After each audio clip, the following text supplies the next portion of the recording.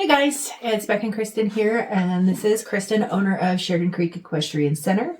And we're going to do a little bit of I'm going to do a little bit of a soft interview with Kristen. So I think, a lot of people in some of the groups that I'm in on Facebook of horse people and everything, they talk about facilities, boarding, training, lesson programs and different things. And sometimes people get into pretty neat situations where they're granted the opportunity to run something. They're like, I've never done this before. What do I do? Different things like that. So I think it would be kind of neat to talk to somebody who's done it for a while now and been in it. So one of my first questions is, because you've been riding horses and dealing with horses since you were a small child, right? Mm-hmm. And so one of the questions is like, running a facility, was that something that was kind of always on your mind as something you wanted to do, or did it kind of just spring upon you and you're like, yeah, I want to give this a shot kind of thing? So in between? Yeah. So what happened to me was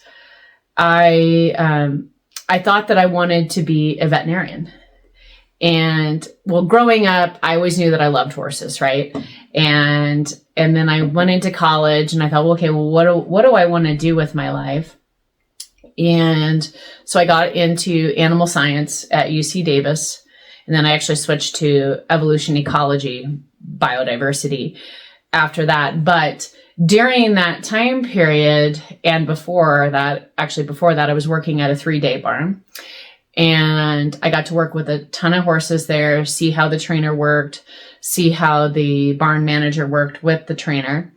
And then when I was at Davis, I got the pleasure of working with Kristen and and I started teaching her kids program. And at the same time of teaching her kids program, I was also interning with a veterinarian. And I realized that really what I wanted to do was to work with horses. And yes, I could do the veterinarian aspect of things, but I also realized that veterinarian that I was working for, he never got to ride his horses. So at that point, I kind of realized that I needed to make a decision.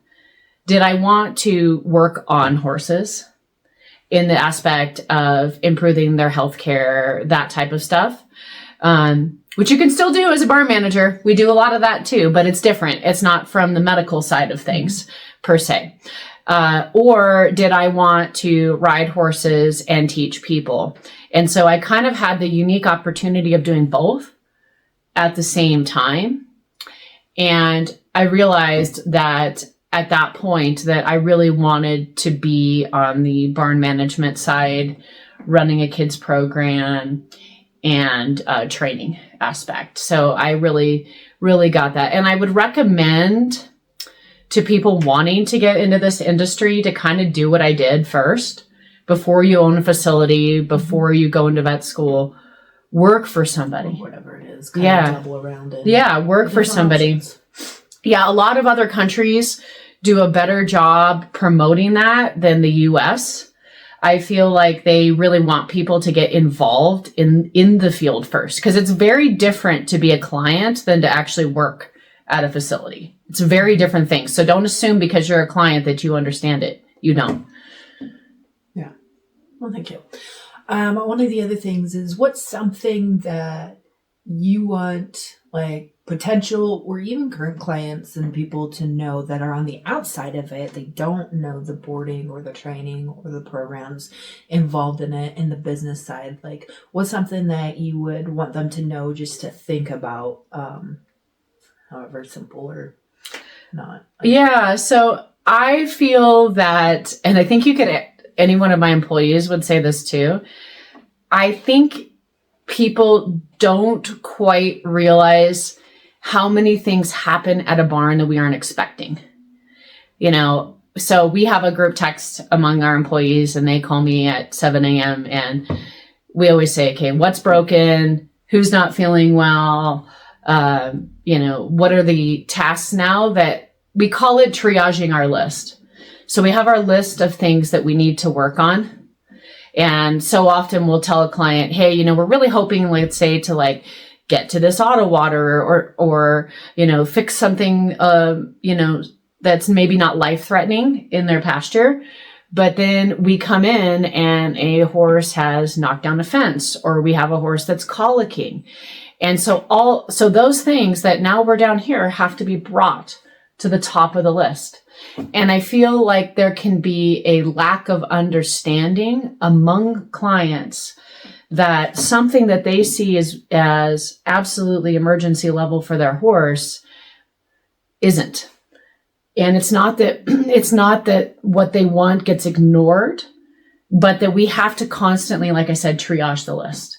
And that happens every day. So, you know, one of the employees that works here, Jolena, said the other day, she's realized that now when she talks to clients that she has to give herself a multiple day grace period in telling them something's going to get done.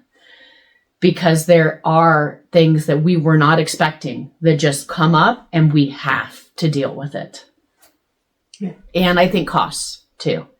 I think people don't underestimate all of the costs, whether it's small things like how much does it take for a barn to maintain a bathroom nicely, or what is their diesel costs? What is their insurance costs? You know, you look at the cost of pitchforks. I mean, that's gone way up, and how much a barn tries to absorb in a year. And we don't get the projections that major corporations get. We don't get the 6 to 8 month projections out. It's like, oh no, price of hay this year has gone up $8 a bale. Guess what? You only had 30 days to plan for it. So we don't have those kinds of luxuries that large corporations have. Mm-hmm. So what is something that, excuse me. It's okay. Just happened to me. What is like one of the harder parts of specifically the boarding, boarding and training, I would say, of the facility, and then what is one of the easier or better things that you like about running things, you know? So I think the hardest part is projecting what the finances are going to be. Mm-hmm. I think that's very hard. So for example, right now we're in a situation to where we haven't had much snow. And so everybody I talk to is saying, you know, what's the price of hay going to be? And we won't really know what the price of hay is going to be till it's cut. So, and we have to buy it. So for us here, we have, you know, a very short growing season. So we have basically May through October. This year, at the rate that with the amount of snow that we have, we could have half the amount of hay available in our valley. And so as a boarding business, we can't just come in and say, hey, you know what, we're going to double your board. We can't, right? We'd probably lose a ton of people. We can't do that. But the price of our hay could double. You know, the price of our hay could go up, you know, $12 a bale, which is almost doubling. So it's very difficult to try to look at those projections and see based off of the weather. And then there's also, you know, the cost of everything else, right? You take the diesel, you take, you know, the cost of, like I said, pitchforks and whatever else. Yeah, unfortunately, in this business, there are very few fixed costs. Everything else is very variable.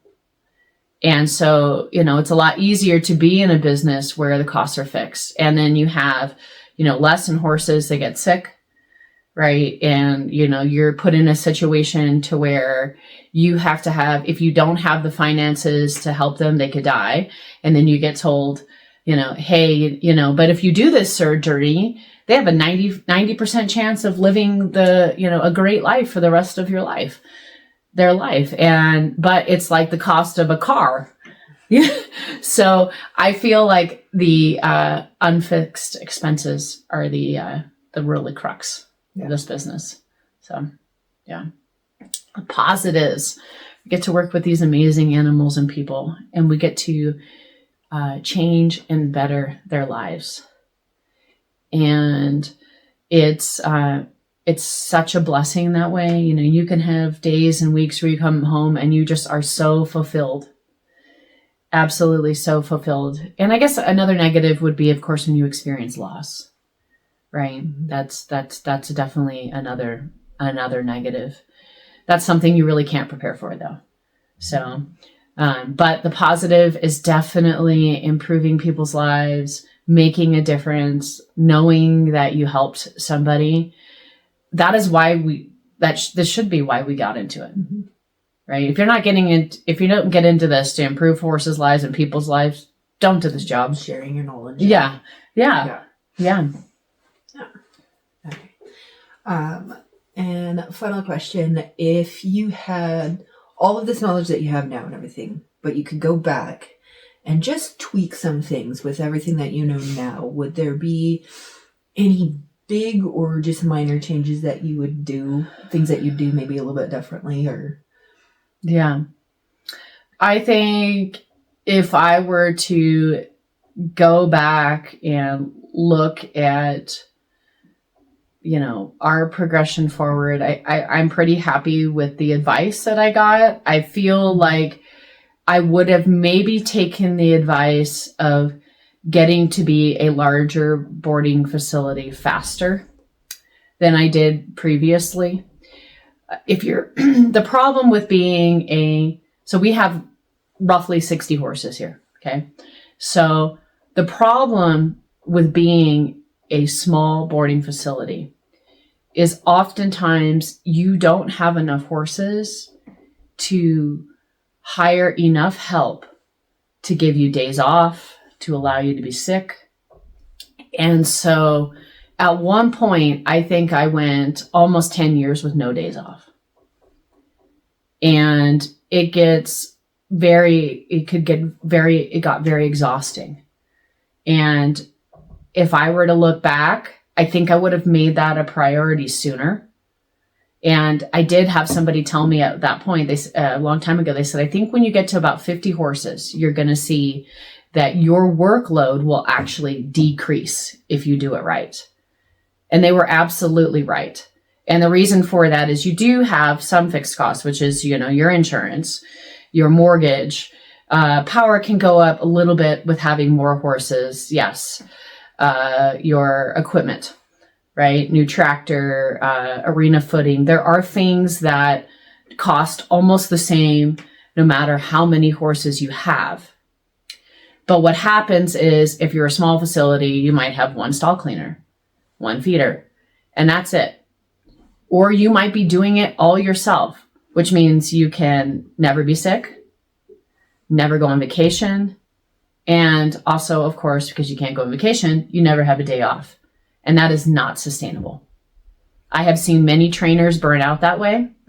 I've seen many trainers honestly become dishonest that way because they don't know how to say no to people. And so I think for me, if I had rebuilt this facility from the ground up, I think I would have put in more stalls to start. I think that's the big change I would have done. I would have put more of a priority to get bigger faster because I did have to work so hard. Now, we did start this in the middle, our facility in the middle of the housing crisis. And so you couldn't really get a loan for just about anything. So any upstart capital that we had to put in had to be cash. So that really did implicate and make our growth have to be slow. We had to pay for everything out of pocket, except for our mortgage. So that would be my advice for people is really figure out what your number needs to be able to allow you to hire help and enough help. Mm-hmm. So, yeah. Well, thank you. And for the rest of you guys watching this and everything, let us know if you have any other questions, in particular for Kristen running a facility and everything else, either of us for training or lesson programs, and just in general, any questions that you have. Yep. Thank you. Thank you.